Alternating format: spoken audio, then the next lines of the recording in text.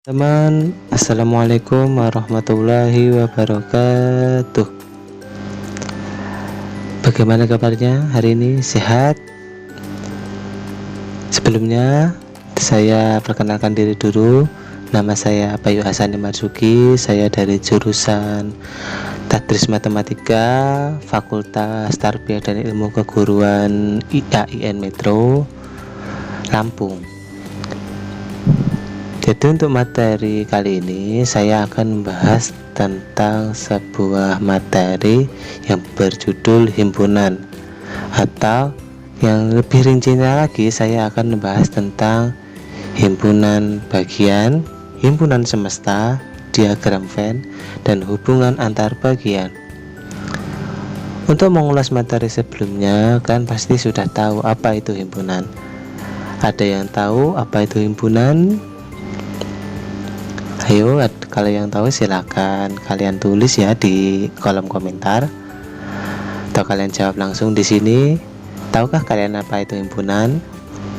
Oke, jadi himpunan adalah suatu kumpulan objek yang dapat didefinisikan dengan jelas. Nah, jadi kalian tahu ya apa itu himpunan, yaitu kumpulan atau sekumpulan suatu objek yang dapat didefinisikan dengan jelas atau yang dapat disebutkan dengan jelas. Misal himpunan bilangan asli. Nah, itu kan jelas, itu dimulai dari 1, 2, 3, 4, 5, 6 dan seterusnya. Walaupun itu sampai 1000, 1 juta, itu tetap terdefinisikan atau dapat kita katakan, dan kita tahu bahwa itu termasuk bilangan asli.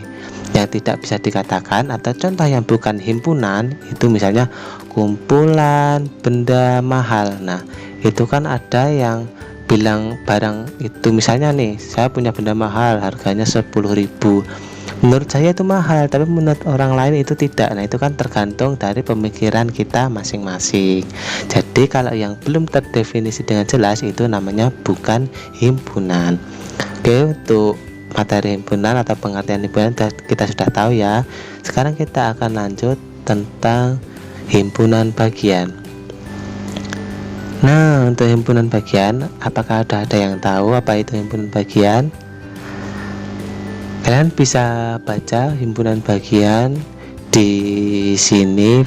Sebenarnya himpunan bagian itu tuh misal, jika himpunan A merupakan himpunan bagian dari himpunan B, maka lambangnya tersebut seperti yang sudah tertera di situ. A seperti huruf C namun panjang, itu merupakan simbol dari bagian. Sedangkan yang bawah itu sebenarnya ya seperti yang atas namun ada garisnya. Nah, itu bukan himpunan.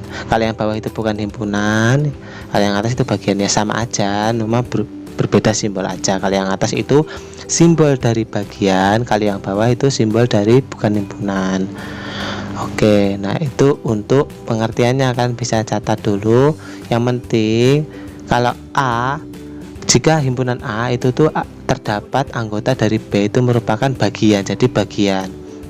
Kalau tidak ada dari himpunan B dalam himpunan A, maka itu tidak bisa disebut himpunan bagian. Untuk mengetahui jumlah anggota, kan bisa menggunakan rumus di bawah itu, 2n dalam kurung A. Oke, kita langsung saja di sini ke contoh soalnya atau contoh. Nah, misal saya memiliki contoh seperti ini.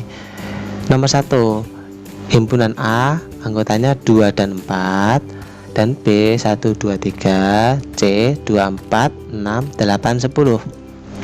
Maka A merupakan himpunan B. Karena apa? 2 dan 4 itu anggota dari A, yaitu 2 dan 4 merupakan ada di dalam himpunan B, maka A termasuk ke dalam bagian himpunan B, maka A bagian B. Bacanya A merupakan bagian himpunan B, sedangkan A juga merupakan bagian C. Kenapa? 2 dan 4 dari A, anggota A itu terdapat di C juga. Jadi A, himpunan A merupakan himpunan bagian dari C. Sedangkan himpunan B itu bukan bagian dari himpunan C karena ada dari himpunan B yang tidak ada di dalam himpunan C, yaitu 1, 3. Jadi walaupun ada satu angka pun itu bukan termasuk himpunan bagian.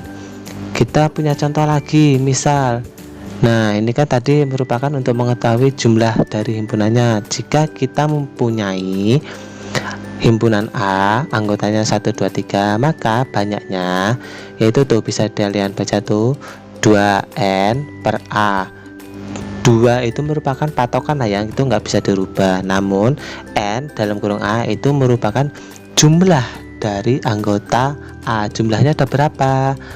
1, 2, dan 3, maka ada 3 anggota, maka ditulis pangkat 3. 2 pangkat 3 berapa? 8. Nah, itu jumlah total anggota dari himpunan A. Kalian bisa lihat di bawah ini merupakan penjabaran dari jumlah total 8 tersebut. Ada kosong, himpunan kosong, 1, 2, 3, 1 dan 2, 1 dan 3, 2 dan 3, dan 1, 2, 3.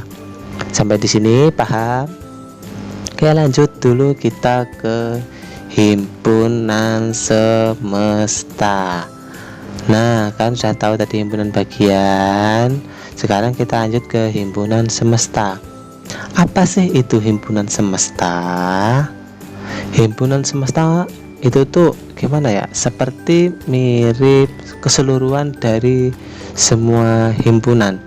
Secara singkatnya seperti itu. Nah, kalian bisa lihat di situ aja tuh contoh pengertian secara teori, yaitu himpunan yang memuat semua objek yang dibicarakan. Jadi, misal himpunan A itu kan himpunan bilangan asli. Jadi anggotanya itu berapapun, nah itu termasuk ke dalam semesta, entah itu 1000 dan itu termasuk ke dalam semesta. Jadi himpunan semesta itu tuh semua anggota dari himpunan tersebut. Nah, itu bisa dilihat himpunan as. Contohnya A merupakan himpunan bilangan asli. Bilangan asli apa aja? 1, 2, 3, 4, 5, 6, 7, 8, 9, 10 sampai seterusnya, itu merupakan himpunan semesta. Oke, setelah kita membahas tentang himpunan semesta, nah mungkin ini yang paling paling familiar ya, kita sering lihat, sering kita dengar, yaitu diagram Venn. Bukan cuma kotak dan bundar lah ya. Nah, jadi di sini kita langsung ke diagram Venn. Pengertian diagram Venn itu tuh sebenarnya dari orang Inggris, itu tuh penemunya yaitu Venn. Kalau kalian bisa cari di internet juga nggak apa-apa, itu nama penemunya. Kalau kita anggap saja kita ambil nama belakangnya itu Venn, maka dianggap diagram Venn. Diagram itu boleh lingkaran, boleh segitiga, boleh dan batang dan lain-lain, kotak, namun yang sering digunakan yaitu lingkaran, maka diambillah diagram Venn. Nah, kita langsung ke contoh aja. Misalnya saya mempunyai sebuah himpunan semesta yaitu 2, 3, 4, 5 dan himpunan A 2 dan 4, maka diagram Venn-nya kita bisa lihat seperti berikut. Nah, kalian bisa lihat di situ lambangnya sudah tertera jelas bahwa itu kan ada tulisan S tuh. Di sini S itu merupakan simbol dari himpunan semesta. Sedangkan A itu merupakan simbol dari himpunan A. Nah, kurvanya itu berbentuk lingkaran, kurva himpunan A. Anggota dari himpunan A berapa aja ditulis di dalam lingkaran tersebut, kurva tersebut, yaitu 2 dan 4 berarti di dalam. Nah, kenapa di luar itu hanya 3 dan 5?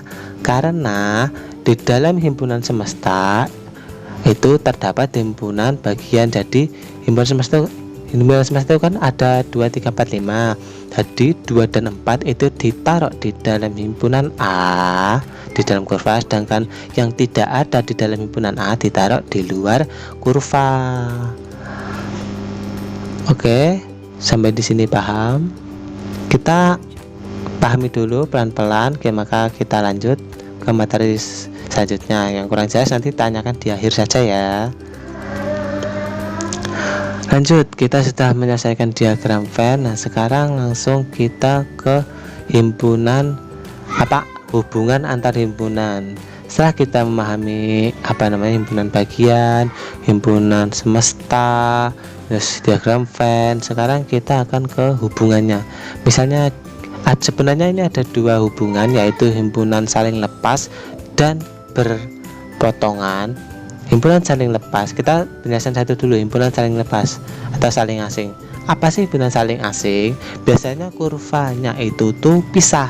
Dan tadi kan kurvanya itu kan satu, sedangkan kalau misalnya ada dua himpunan maka pisah. Nah, itu akan dijelaskan pada materi selanjutnya, yaitu tentang gabungan dan irisan. Di sini saya akan menjelaskan secara teori saja. Dapat dikatakan saling lepas jika anggota himpunan A dan anggota himpunan B tidak ada anggota yang sama. Oke, jelas tidak ada anggota yang sama, maka kurvanya tidak bergandengan. Sedangkan untuk yang berpotongan itu tuh yang bergandengan atau yang kurvanya terdapat anggota yang sama. Nah, nanti bisa dijelaskan materi berikutnya. Mungkin sampai sini dulu ada yang kurang paham, silakan kalian tanyakan, silakan kalian tulis komentar atau tanyakan kepada guru kalian. Nah, di sini saya akan langsung ke contoh dari hubungan antar himpunan. Sebagai contohnya tadi. Oke. Contohnya ada 4, 5, 6 dari himpunan A dan 7, 8, 9 dari himpunan B. Itu bisa dikatakan saling lepas karena apa? Tidak ada anggota dari himpunan A dan B itu yang sama. Ada yang sama A dan B anggotanya? Tidak ada kan? Nah, maka bisa dikatakan saling lepas. Kita contoh nomor 2, itu ada himpunan A 4, 5, 6, sedangkan himpunan B 6, 7, 8. Ada yang sama anggotanya antara A dan B? Ada, yaitu 6. Walaupun 1 itu tetap disebut dengan himpunan berpotongan. Oke, untuk soal-soalnya kalian bisa cek pada materi kalian di sekolahan atau tanyakan kepada guru. Silakan kalian tanyakan kepada guru jika kalian kurang paham. Ini mungkin hanya sebagai pengantar. Silakan kalian berdiskusi berkelompok untuk membentuk suatu pertanyaan atau diskusi yang baik. Sekian materi dari saya akhiri. Wassalamualaikum warahmatullahi wabarakatuh.